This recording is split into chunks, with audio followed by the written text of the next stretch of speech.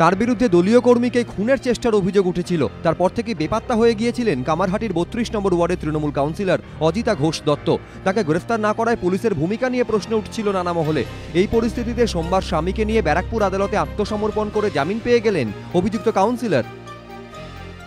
৩২৬ হতে গেলে তাকে হাসপাতালে ভর্তি থাকতে হবে, আর ৩০৭ তখনই হয় যখন আমাকে মেরে ফেলার উদ্দেশ্যে আমাকে কোনো আক্রমণ করে থাকে সেখানে, এবং তিনি আজকে নিজে কোর্টে উপস্থিত ছিলেন, কোর্ট তাকে দেখে জামিন।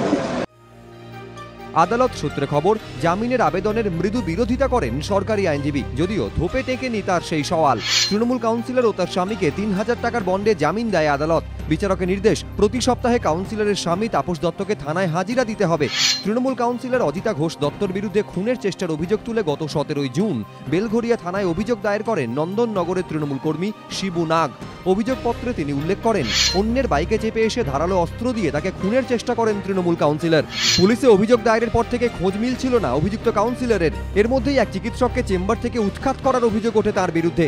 কাউন্সিলরের বিরুদ্ধে অত্যাচারের অভিযোগ এনে মুখ খোলেন নন্দননগরের এক ব্যাগ ব্যবসায়ী। এতে আরও চাপ বাড়ে তৃণমূল কাউন্সিলর অজিতা ঘোষ দত্তর। কিন্তু খোদ মমতা বন্দ্যোপাধ্যায় যখন বলছেন মানুষের বিরুদ্ধে কোনো কাজ বরদাস্ত করা হবে না, তখন বারবার শাসক দলের একজন কাউন্সিলরের বিরুদ্ধে এত অভিযোগ কেন? আমি কোনো মানুষের বিরুদ্ধে কাজ করতে কখনো অ্যালাউ করব না। আমি জনগণের পক্ষে, আমাদের রাজনৈতিক দল জনগণের পক্ষে, আমাদের সরকার জনগণের পক্ষে। কেন অভিযুক্ত কাউন্সিলরের বিরুদ্ধে বারবার এত অভিযোগ দায়ের হওয়া সত্ত্বেও পুলিশ ব্যবস্থা নিল না? খোদ মুখ্যমন্ত্রী তথা পুলিশ মন্ত্রী তো কালীঘাটে দলের নীতি নির্ধারক কমিটির বৈঠক থেকে স্পষ্ট জানিয়ে দিয়েছিলেন, পুলিশ প্রশাসনের কাজে দল কোনো হস্তক্ষেপ করবে না, পুলিশ পুলিশের কাজ করবে, দল দলের। এরপরেও কেন অভিযুক্ত কাউন্সিলরের বিরুদ্ধে পদক্ষেপ নিল না পুলিশ?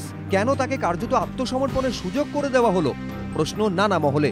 সমীরণ পাল, এবিপি আনন্দ, উত্তর ২৪ পরগনা।